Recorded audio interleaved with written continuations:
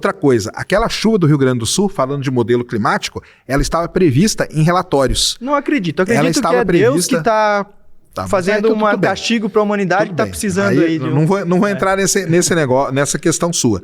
Mas as chuvas do Rio Grande do Sul de 2024 estavam previstas em modelos climáticos e aí vem uma falta das autoridades não terem dado bola para aquele relatório.